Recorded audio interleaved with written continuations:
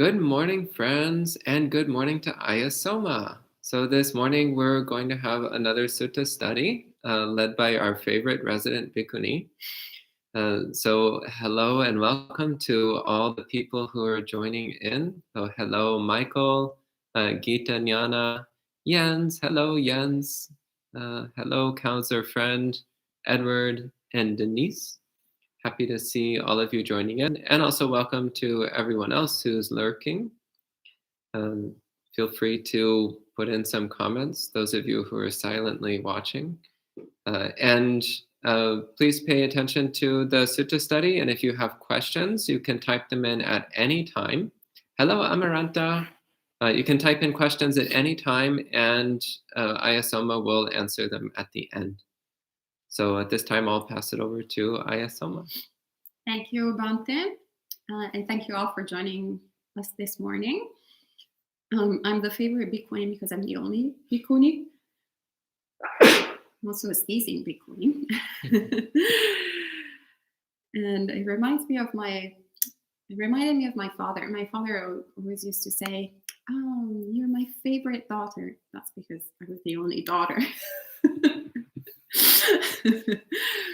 All right, so this morning we can start by, first paying homage to our original teacher, Shakyamuni Buddha, the reason that we are all here today. And then we can read the sutta all in one breath, contemplate it for a few seconds, and then discuss it together. Namo tassa bhagavato arahato samma sambuddhassa. Namo tassa bhagavato arahato samma sambuddhassa. Namo tassa bhagavato arahato samma sambuddhassa. Buddham dhammam sangham namassami. Bhikkhus, there are these three feelings. What three? Pleasant feeling, painful feeling, neither painful nor pleasant feeling. Pleasant feeling, bhikkhus, should be seen as painful. Painful feeling should be seen as a dart. Neither painful nor pleasant feeling should be seen as impermanent. When bhikkhus, a bhikkhu has seen pleasant feeling as painful, painful feeling as a dart, and neither painful nor pleasant feeling as impermanent, he is called a bhikkhu who sees rightly. He has cut off craving, severed the fetters, and by completely breaking through conceit, he has made an end to suffering. One who has seen the pleasant as painful and the painful as a dart, seen as impermanent the peaceful feeling, neither painful nor pleasant. He is a bhikkhu who sees rightly, one who fully understands feelings. Having fully understood feelings, he is stateless in this very life. Standing in Dhamma with the body's breakup, the knowledge master cannot be reckoned.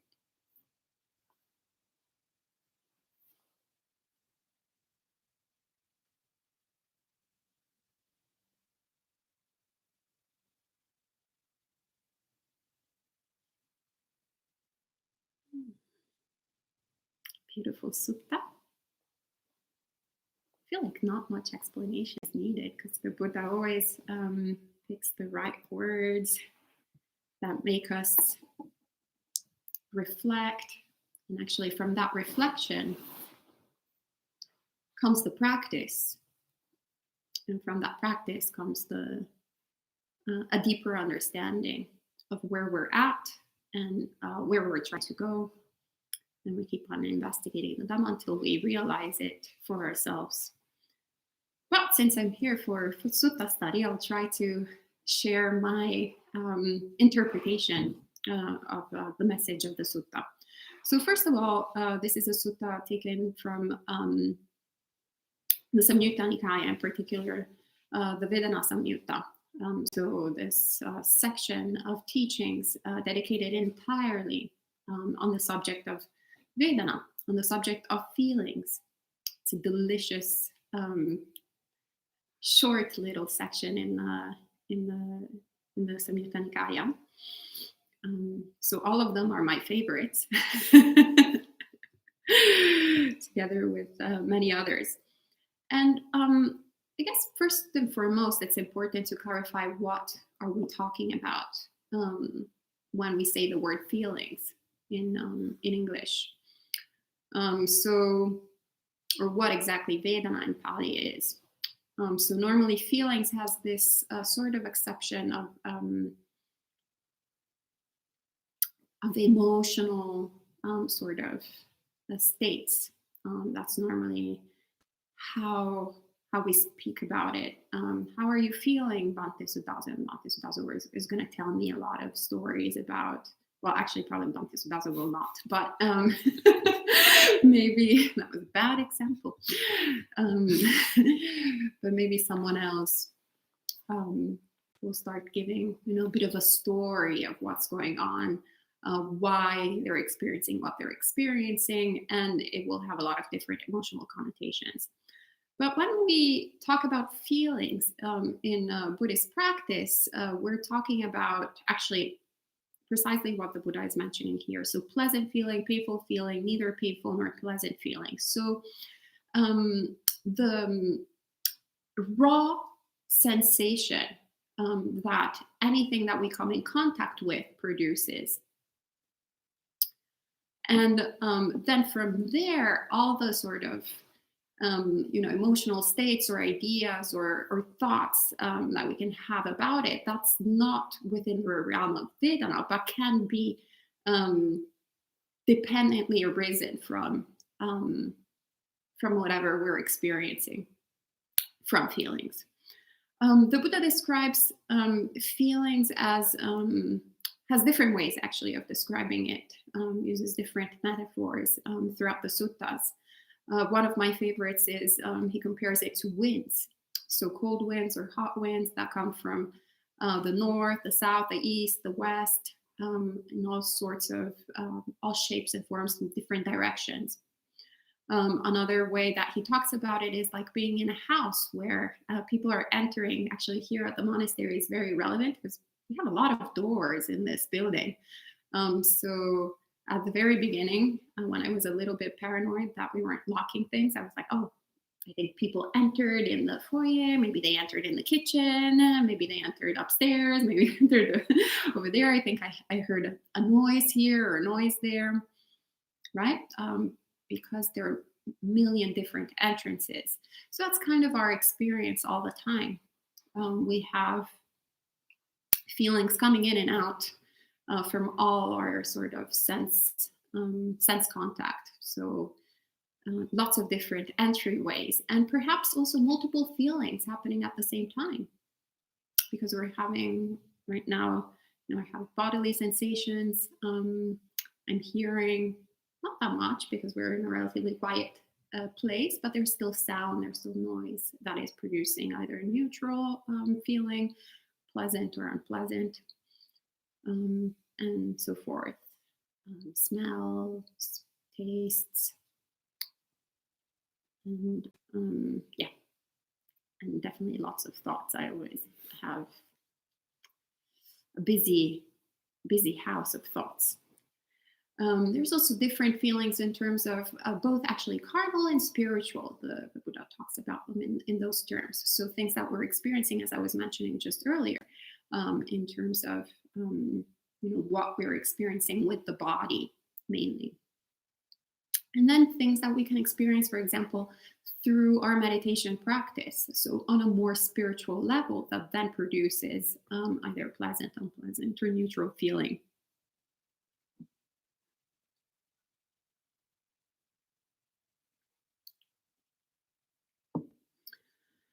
So when talking about, in particular, pleasant, painful, and neither painful nor pleasant feeling, it's very important to understand how our mind works in relation to these. So analyze our experience before going to the remedy, which is the second sort of the paragraph right after the first one that we just read. And so when we're talking, for example, about painful feeling, it's important to, well, actually, I would even go a little bit before that. analyzing our experience on how we are feeling. So, feeling is also one of the elements that the Buddha encourages us to reflect upon in the five aggregates subject to clinging. So, our experience altogether can be drawn to the five aggregates. So, Vedana being one of them. And actually, in meditation practice, it's very, very highly recommended to, um, you know, not only just learn the five aggregates subject to clinging, but really also understand them experientially. So see them for ourselves. How are we relating to that? So form, feeling, perception, volitional formations, and consciousness. That Bhante gave a really beautiful talk on last night. But I want to share actually when I went on retreat a while back, at a certain point, I was obsessed with feelings. And so I was really trying to look at how I was experiencing, in fact, Vedana. And how was it in relation to form? And I remember driving myself crazy. I was literally going insane at a certain point because I was like, there is no form that is disconnected from Vedana. Like everything is either pleasant, unpleasant, or neutral. So form actually does not exist altogether. I can't see this form, and I was going crazy about it. So I went actually to Bhante Suttaso to asking for advice for meditation practice, which is highly encouraged. Well, to go to Bhante Suttaso, but also to any teacher that we have available, or anyone ahead of us in the path, or anyone who is a practitioner, to ask questions about our practice whenever we get stuck, get some clarifications. And I remember, thanks to that conversation and to him pointing me in the right direction, I was able to draw a line of of what it was to experience form in and of itself, and when was Vedana stepping in. So when was feeling stepping in. And so we can have a sense of form that not necessarily is connected to feeling in and of itself. So for example, when we are, I think actually Bhakti Sumano yesterday was mentioning, or perhaps someone else, but I don't remember. But anyway, one of my fellow venerables was mentioning the 6 elements meditation, or the 4 elements meditation. So one of the elements being earth, the earth element.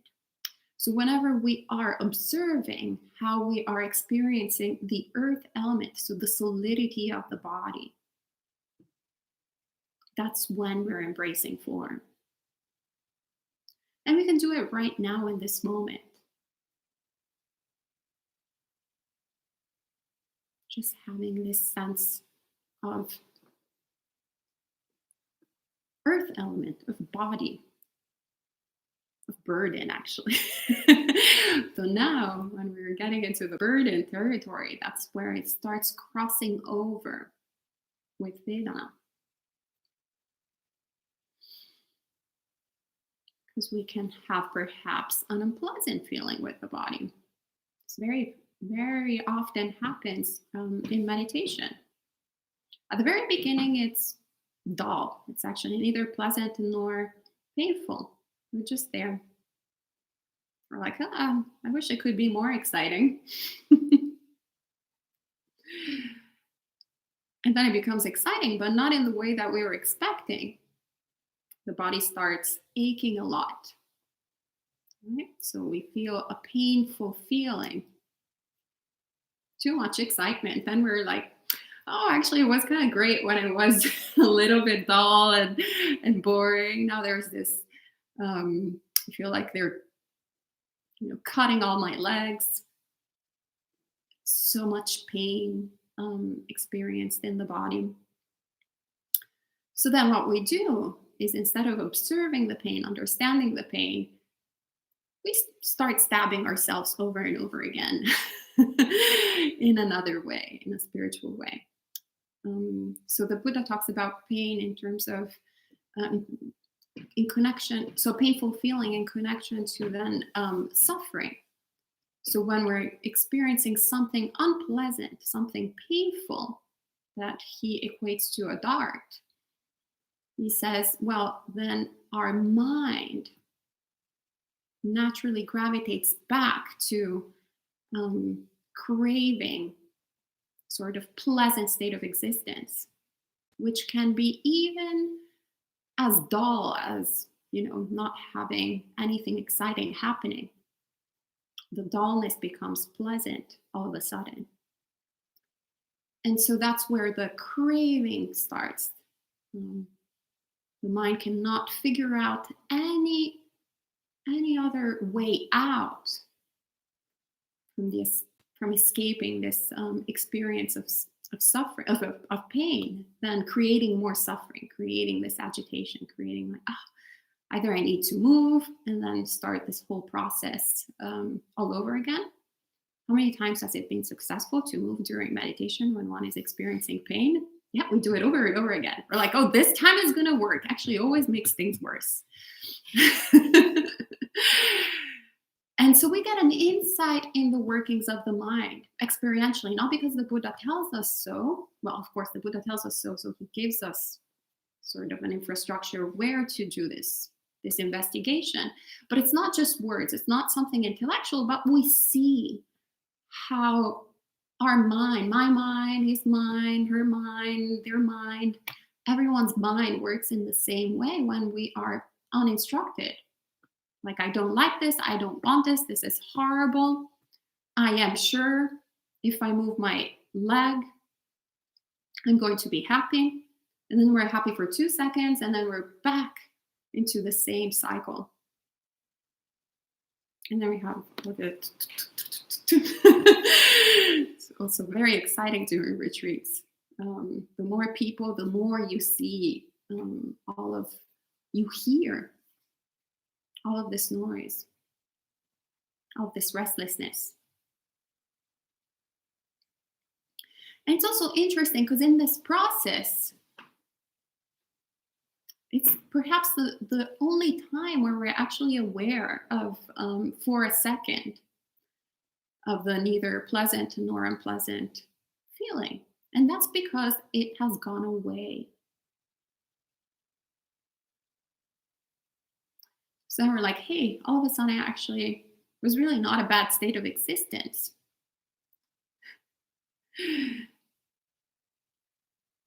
For a second, I'm aware of it. But interestingly enough, actually, that's the majority of our experience, is neither pleasant nor painful. And we ignore it entirely, constantly looking for the pleasant that is actually very, very limited, very,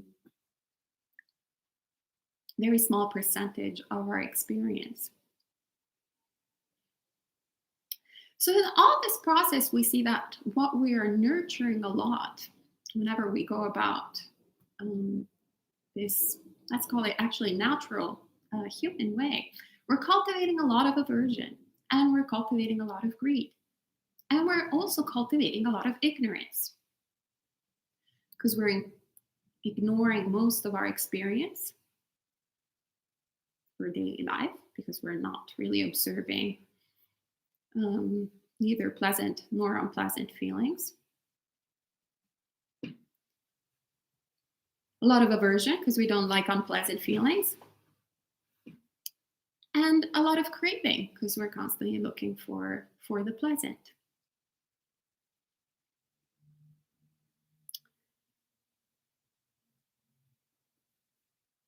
And so the Buddha then goes on by giving us a bit of a therapy, a little exercise. And he says, pleasant feeling, bhikkhus, should be seen as painful. Painful feeling should be seen as a dart. Neither painful nor pleasant feeling should be seen as impermanent.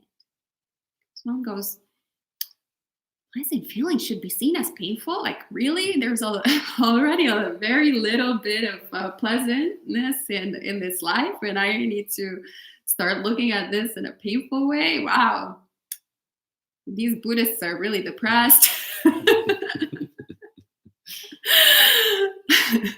So the extra suffering makes no sense. Painful feeling should be seen as a dart. I guess that's all right. They are like neither painful nor pleasant feeling should be seen as impermanent. Don't quite get it. I don't know.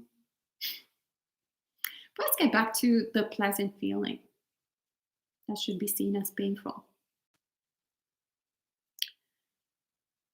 So,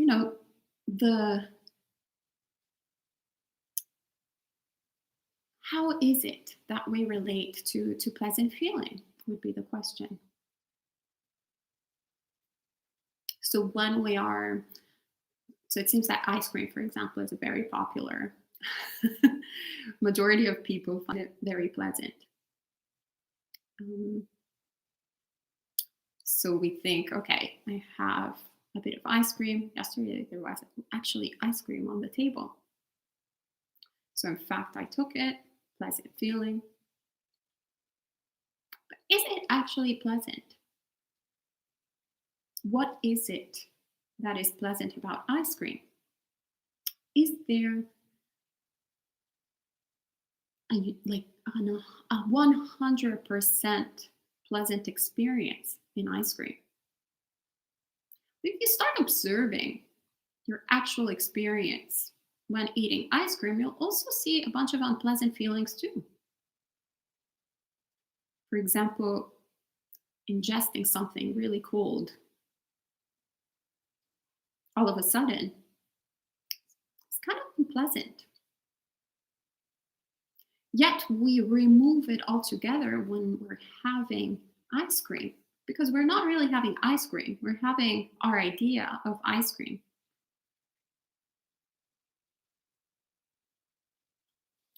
And in fact, actually, ice cream has both a pleasant and an unpleasant aspect to it.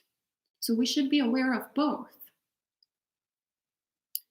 Yet our mind starts elaborating many stories on how pleasant ice cream is, to the point that we are not experiencing ice cream at all and actually having an entirely delusional experience of it.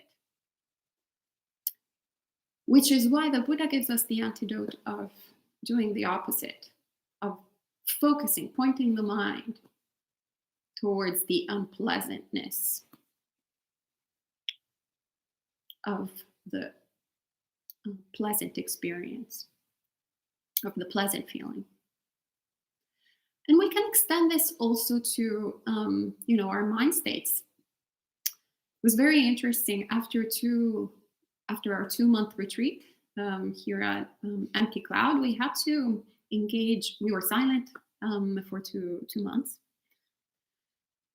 and then after the retreat ended for different reasons, we had to engage in a lot of conversation with lots of people who were leaving the monastery or arriving at the monastery or passing by the monastery.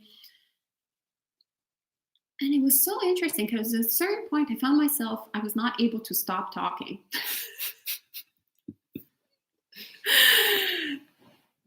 And there was so much craving in this talking, but also so much disturbance in the mind. And because I had been on retreat for 2 months, I was actually aware of both the sort of pleasant and unpleasant feeling coexisting in this urge to talk. But then I was also seeing the tendency of the mind of just enjoying in the pleasantness of it and veering towards it and wanting to cultivate that more and more. And then I remember the teachings of the Buddha, and I was like, let me actually just look at what my experience really is. So contemplating this agitation of like, I want to talk. Blah, blah, blah, blah, blah, blah. I have something really important to say. No, I don't. But that unpleasant feeling is what gave me an insight of how actually the talking per se wasn't as pleasant as I thought. So it's part of, let's get real here. Let's really get in tune with reality. It's the same with aversion. A lot of times when, we're about our day, there are so many different reasons through which we have righteous indignation in one shape or form. During the retreat, I just had a bunch of aversion here and there arising. Not all the time, luckily. Otherwise, that would have been really horrible 2-month experience. But there was no one, for example, to share it with whenever it would happen, where there was not really an avenue to let it out. So I just had to deal with this, pile of feces that I was carrying around. And I had to see both the pleasant feeling of the honey tip of aversion, of the righteous indignation. I was like, yes, I'm really right, but it's really no fun being right when you're by yourself. So it's like, all right, pleasant feeling. And then a pleasant feeling because most of the time I had to just deal with the stench of this really unpleasant state of being. So it's really a question of what are we looking at sometimes. And when we just look at all that glitters, well, many things can glitter. What is behind it? And that's the encouragement that the Buddha gives us to start seeing what we normally think as pleasant as a painful feeling instead. And then he says painful feeling. So normally we don't create, we don't romanticize painful feeling. We dramatize painful feeling. So he encourages us to take a step back. So instead of stabbing ourselves twice or multiple times, as I like to say, he says painful feeling should be seen as a dart.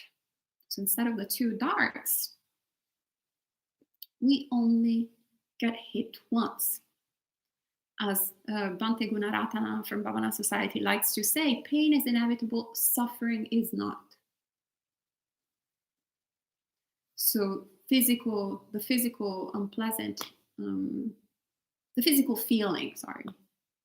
sensation, not the physical feeling. Physical sensation is just a physical sensation. So if someone cuts our leg, well, that will be very painful. So maybe we can, that's a very advanced practice. But say we get scratched, or maybe actually in meditation. Meditation is really the best always example because we can see really the workings of the mind. Because literally nobody ever got a leg amputated after sitting meditation, at least that I'm aware of. And actually, there are stories of monks sitting for weeks, months, nonstop. And then they were totally fine afterwards and walking. Now, those are very advanced practitioners, yes, but how about us when we're doing even 30 minutes of meditation? I remember at the very beginning, the first 5-10 minutes, I was like, oh, this is kind of nice. And then I was like, oh my God, it must be like an hour and a half. They forgot to ring the bell. This is atrocious. I would never be able to walk for the rest of my life. These Buddhists are killing me. This is horrible. Oh my God, how is it going to stop? And like all of that. So that is the mental suffering. All the stories that we create on something that actually we know is scientifically safe. Like we've seen proof of it around us. We can read proof of it. We can have all the evidence that we want. Yet, our mind will create infinite stories, infinite ways to make ourselves suffer. And that's the second dart that the Buddha talks about. And that's what Bhante Gunaratana tries to highlight when he says pain is inevitable, but suffering, all that, oh no, me, please stop. Why? What did I do in this life? Etc., etc. All of that is unnecessary. So we can train ourselves to stop hating ourselves twice. And it's a training. So also don't bash yourself now if you're like, oh, I'm terrible. Haven't practiced this way so far. Well, no one has, because we're all uninstructed worldlings until we attain a level of awakening. So it's actually normal to stop ourselves twice. That's why we're talking about Buddhist practice as going against the stream of society and against the stream of our natural tendencies, of habits. And so that's why the Buddha encourages us to train ourselves this way. And lastly, he says, neither painful nor pleasant feelings should be seen as impermanent. So in other ways, we stop taking for granted the body. We stop taking for granted our experience. We start paying attention to it, start dispelling delusion. And that is also extremely potent. During meditation practice, it's extremely potent to do this, to address, to dispel the delusion, to really understand what our experience is.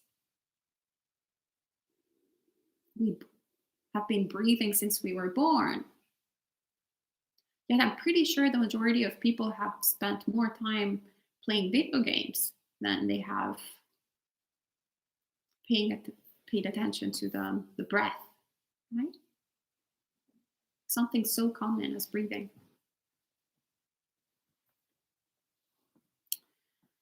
So once again, doing intentionally this practice, this contemplation on a regular basis is what the Buddha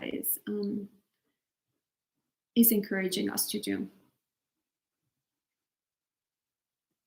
And then the Buddha continues, when bhikkhus, a bhikkhu has seen pleasant feeling as painful, painful feeling as a dart, and neither painful nor pleasant feeling as impermanent, he's called a bhikkhu who sees rightly. He has cut off cravings, severed the fetters, and by completely breaking through conceit, he has made an end to suffering. So one who sees rightly. So we see the arising of right view. Actually, a friend here a few days ago was addressing exactly that. You know, we do a lot of talk on right view, but how do we attain right view? How do we do it? Well, the Buddha gives us the entire Pali Canon, really, of right view. But this is a practical, very direct way to start cultivating right view. Because it's not an idea, but it is a lived experience. So we stop thinking about, we stop living in the world of thoughts, in what we think we like and what we think we dislike and what we think is extremely boring. And we start actually seeing it for what it is. And by the way, the Buddha never suggests to pretend that everything is doom and gloom, quite the opposite. So it's very important to highlight that when he says pleasant feeling, seeing pleasant feeling as painful, that is a training. But the encouragement is always to develop an understanding of the gratification, the danger, and the escape of everything that we are experiencing. And in terms of gratification, of acknowledging there is something pleasant in, I don't know, looking at art or whatever we're into. There's something pleasant in listening to music. There's something pleasant in going on a date, or I don't know, whatever you're into. If there was nothing pleasant into it, we wouldn't be doing it to begin with. So he says, yes, please do keep that in mind. Pretending that things are not pleasant is actually creating delusion. Pretending that, oh, if we're celibate monastics, pretending that sex is like the most horrible thing in the world, well, we're just being delusional. We should see the gratification, the danger, and the escape. Because as everything in samsara, it is embedded with all these things. And one cannot be celibate if one is not aware of, the glitter as well as the feces.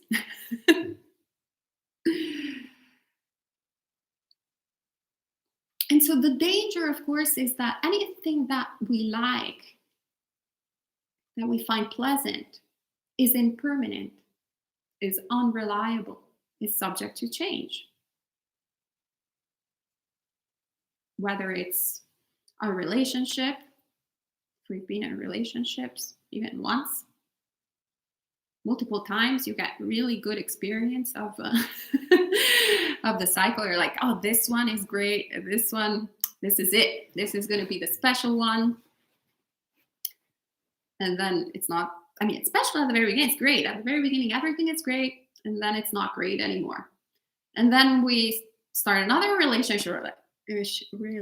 And we're like, oh, this time around I'm pretty sure it's going to be different, and it's actually the same copy of the first one. It's just different details. And then you do 3, 4, 5, 6, and it's actually so amazing how in each experience we think we're having a unique experience, how you're the only person in the world having this incredible relationship, which was so different than the other ones that you had before, until it's not. Because as with everything, it's impermanent. It's of the nature to change. It's of the nature to arise and cease. It doesn't belong to you. It's not who you are.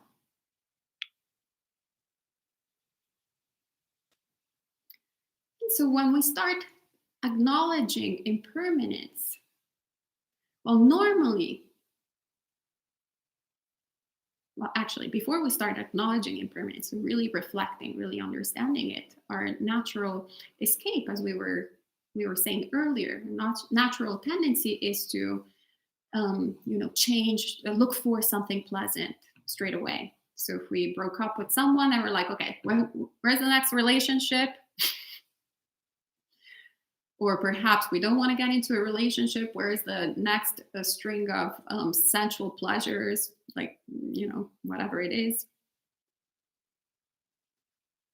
If ice cream finishes, then we're like, okay, well, maybe I want a cake now. And then when the cake finishes, well, I want pizza. I'm done with sweets. I want savory. And then after the pizza, you're like, actually, sweets were better. So the croissant. So you just keep on going in this cycle, constantly craving, looking for the pleasant. And so the Buddha says that's where we fall short. That's where the whole root of the problem is, that as uninstructed worldlings, we do not understand that there's actually another way out. And that the cause of suffering is not getting what we want. It's not chasing, we won't dispel suffering by chasing things that we crave. But rather, the whole problem is the craving to begin with. So if you let go of the craving, that's all we need to do. This practice is very simple. And as Bhante Sudazo actually said many years ago, that really made an impact in my mind. Because I was like, yeah, okay, but the cause of suffering is craving. But, if I really want this mug and I get this mug, I'm actually quite happy. Then I have these natural highs over and over again by getting what I want. So, I understand the not getting what you want, but what is it? I remember him saying that that's also a process of delusion, in the way that if I really want this cup, right, and I get this cup, in this moment, I think that my happiness is caused by me getting in possession of the cup. But in reality, the happiness comes from me letting go of the desire of the cup because now I have acquired it. Very subtle difference. And I start observing my experience. I'm like, oh, that monk is right. And I had spent like over 30 years working so hard to get what I wanted. Really hard worker, and I was like, wow. And all I needed to do was stop craving for that to begin with. Well, it turns out that actually stopping the craving is a lot more work than getting the cup or getting whatever it is that one wants in life. Yet also incredibly more satisfying, a lot more peaceful, a lot more happy. Different type of happiness altogether. Because it's a happiness caused by letting go, by renunciation. It's a happiness that is unconditional. So whether you have the cup or you don't get the cup, it's fine. But you stop running.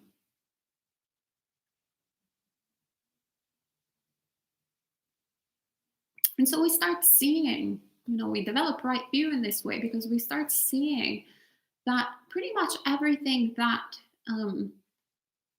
is our experience, even the things that we think make us happy, are in reality under the domain of suffering, our dukkha. So we start noticing the dukkha of our experience, the suffering. We start noticing the impermanence of things. We start shifting our perception. The reason why we chase things, relationships or buildings or whatever it is security concepts, whatever it is that we're chasing, is because we think we're under the delusion that all of those things are permanent. And then we're shocked when we discover they're impermanent. You can save your entire life money in the bank, and then boom, there's a military coup. The money disappears. You thought that money was reliable all along. It's not there anymore. So all of this was impermanent from the very beginning. It's not that all of a sudden it became impermanent. All of a sudden we realized it. So with Buddhist practice, we train ourselves to look at the impermanence of all formations, so that then we're not surprised, but we're like, yeah, of course, sure that is, until fully we don't even have to train ourselves anymore. It's not even second nature, it's first nature. And that's when someone is an enlightened being. And we see how these things have nothing to do with us. Nothing is personal, but it's dependently arisen. It's the product of causes and conditions. So how can something that is impermanent, that we have no sort of, authority towards it, how can it be who we are? All my life I thought I was Italian, but then I started living in the United States, and now I go back to Italy and I feel like a foreigner who speaks the language. Poorly too, actually, because I can't speak language anymore. I say I used to be bilingual, now I'm bilingual. Because that too is impermanent. So my Italian identity is very much shifted. So all of that, this is unsubstantial. It's not who I am. So we'd better wake up early and see it instead of spending so much time in this delusion.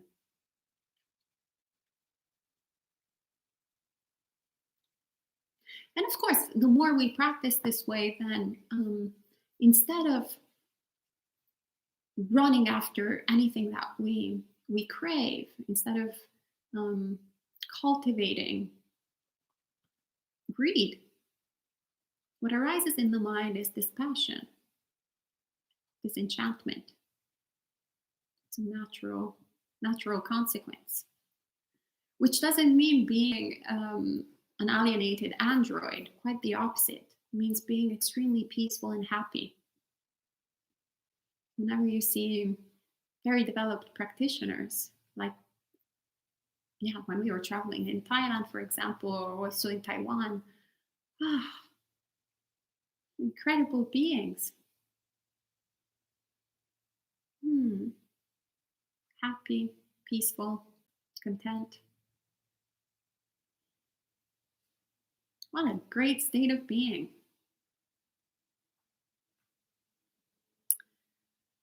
And the Buddha ends the sutta by saying, one who has seen the pleasant as painful and the painful as a dart, seen as impermanent the peaceful feeling, neither painful nor pleasant, he's a bhikkhu who sees rightly, one who fully understands feelings. Having fully understood feelings, he's taintless in this very life. Standing in Dhamma with the body's breakup, the knowledge master cannot be reckoned. And yeah, such beautiful verses. And we see how, from fire, the fire of our experience, how we're devoured by everything is on fire. There's a fire sermon. It's such a beautiful sutta, so evident.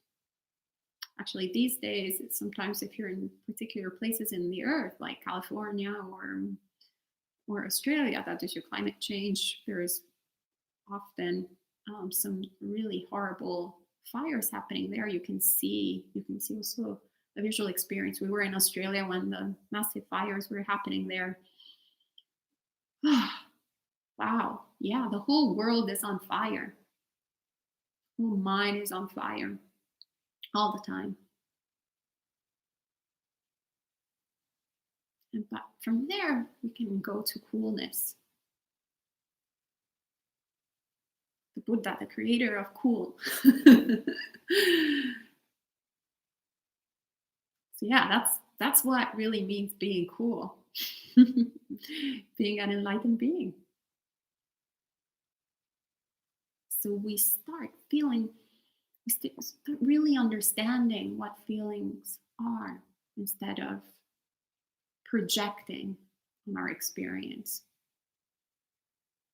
being too creative, but only producing suffering.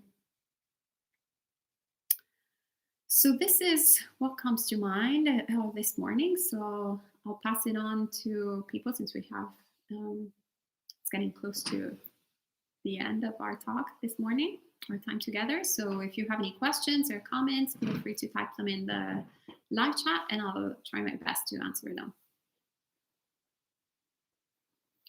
Thank you, Ayya Soma, for that lovely sutta talk. And there's a couple of questions on Facebook. YouTube. A couple of questions on YouTube. First off, Danilo asks, isn't seeing pleasure as pain, pretending pleasure is the worst thing ever, and being delusional? I think I addressed that afterwards in the talk. So yeah, you don't want to be delusional. Always acknowledge that there is something pleasant, but that we can go further.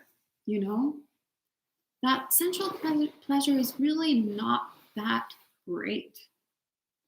Actually, I have to say that here in the United States, there's lots of examples of that, because people are overall so much more rich than where I come from, than Italians. Yet, for me, it's actually very difficult to understand how rich some people are. I've been realizing this since moving to the suburbs, because really rich people where I come from have like a millenary sort of like inherited richness.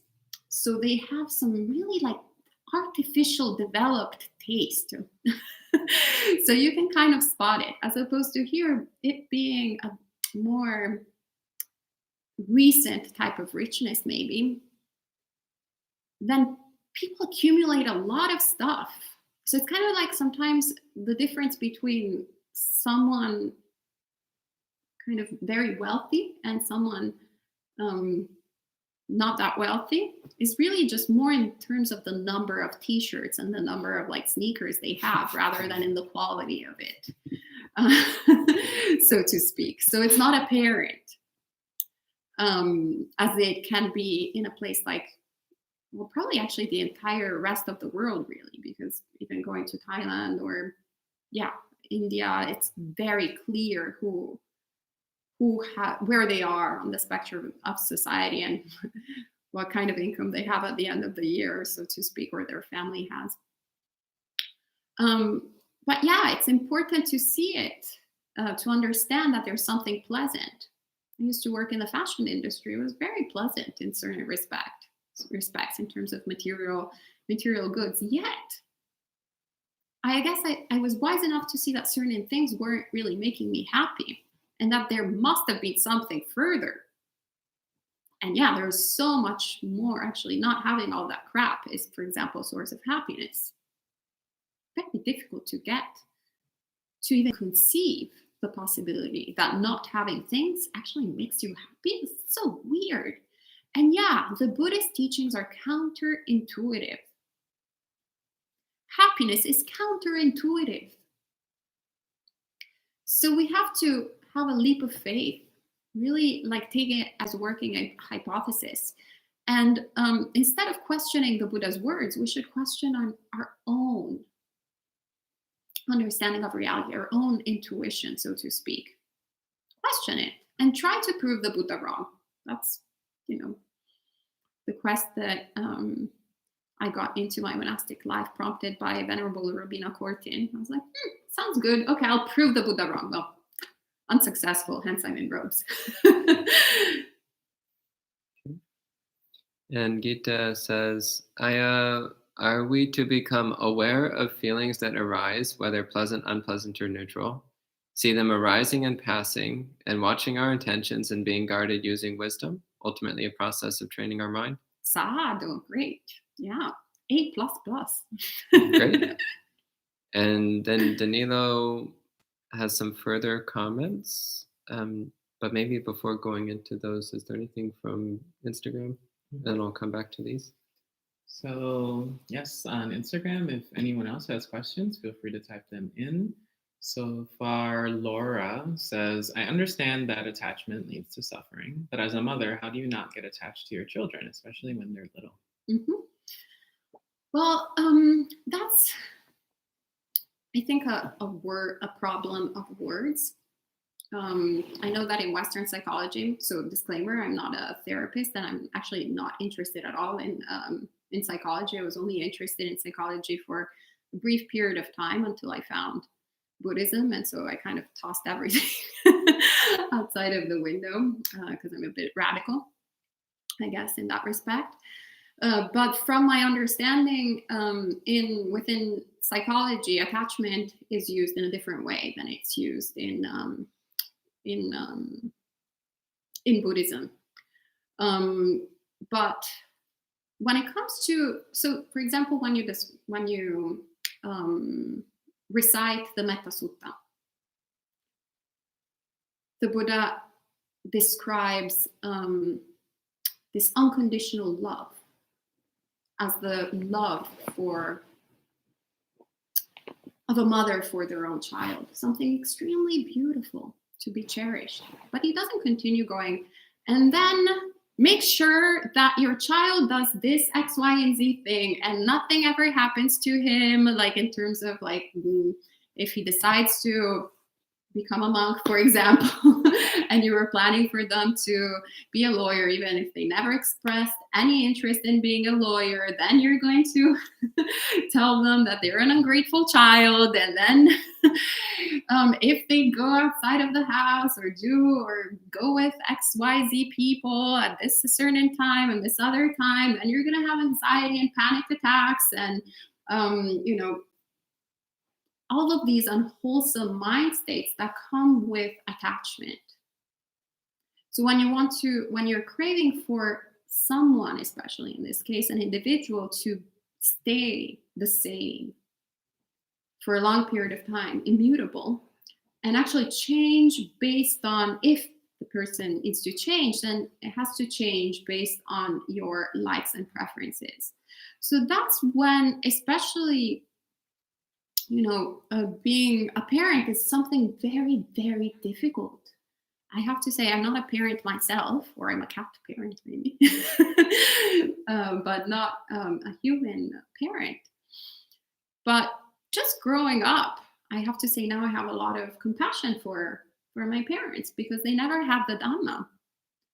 And it's something very difficult. This world is very difficult to navigate when you don't have the teachings of the Buddha, and make these sort of decisions and have responsibility and agency towards another being without putting yourself in the way. So just by developing unconditional love is very difficult for a child, but also for a companion, for anyone who is in our life. It's incredibly difficult, because most of the time when we're untrained, we'll just put ourselves in the mix.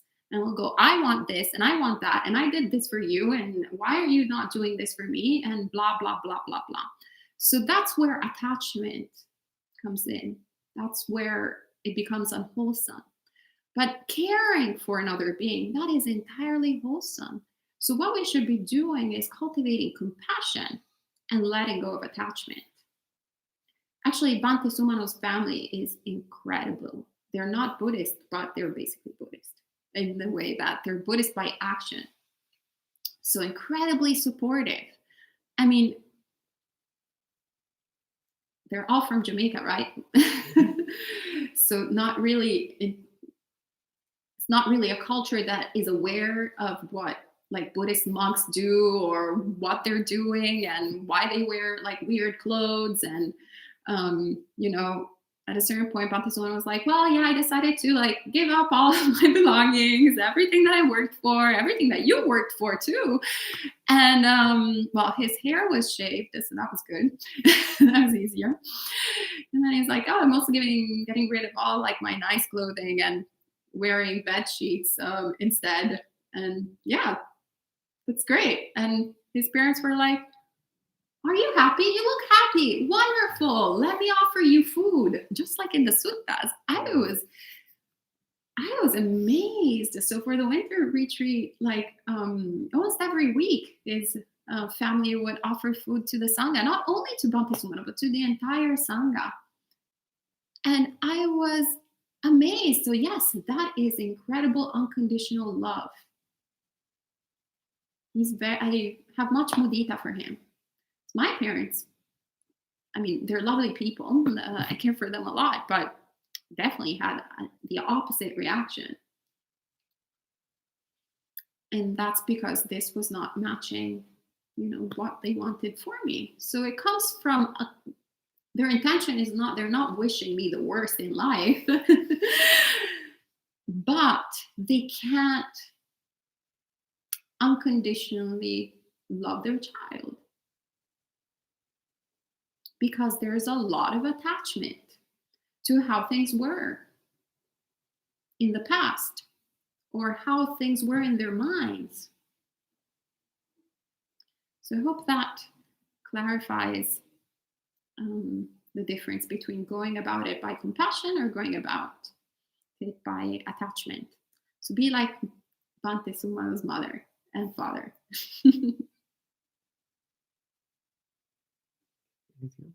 Okay.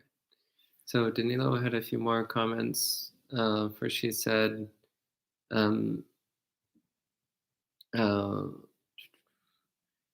so the sutta meant accumulation of wealth and attachment rather than not enjoying things anymore.